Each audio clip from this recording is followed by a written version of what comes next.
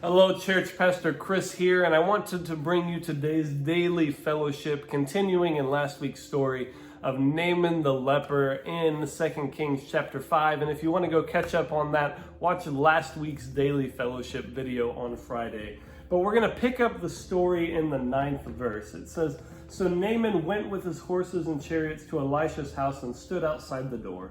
Elisha sent Naaman a messenger who said, 'Go and wash in the Jordan River 7 times.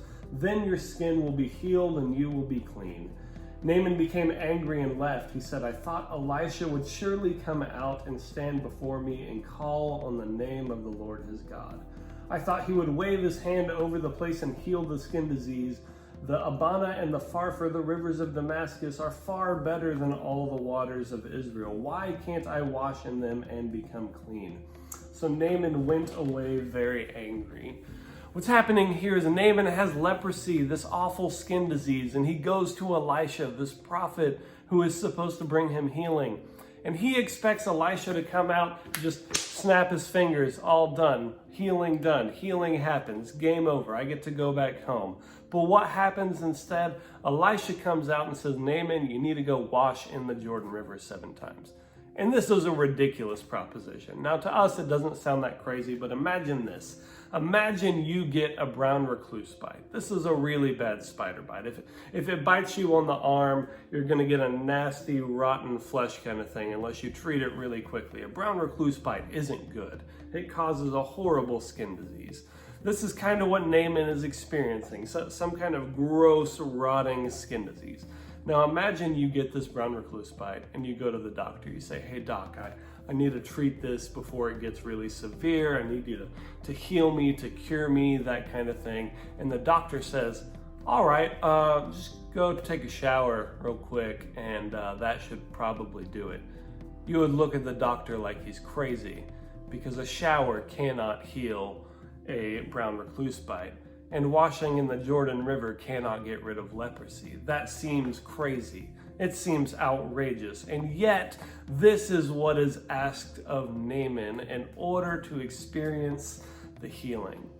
You see, Elisha isn't just in the work of healing. He is in the work of restoration.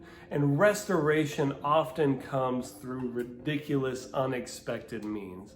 We talked about last week how sometimes the voice of God comes through the unexpected. And this is a continuation of that story. You see, Elisha has told Naaman, "Go wash in the Jordan River. Go wash in this dirty river to get rid of your skin disease." And to Naaman, this seems ridiculous. But oftentimes I've found that in order to experience the restoration and the healing, whether it be in mind, body, or spirit, or the reconciliation that God has in store for me, and sometimes I have to participate in the ridiculous.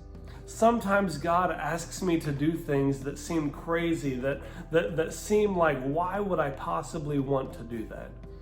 And yet I find in those moments of stretching, in those moments of not necessarily liking or wanting to do what God has for me, of thinking that God's plans are ridiculous, that in the midst of sometimes the most ridiculous, outrageous, uncomfortable moments, that is where we can find the healing and restoration and reconciliation of God.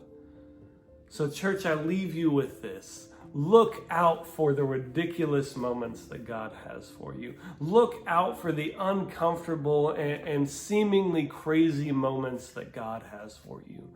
Because sometimes in the moments when we are most uncomfortable are the moments in which God can do the most incredible things in our life. Church, you are loved and you are prayed for, and I can't wait to continue this journey in 2 Kings chapter 5 with you next week.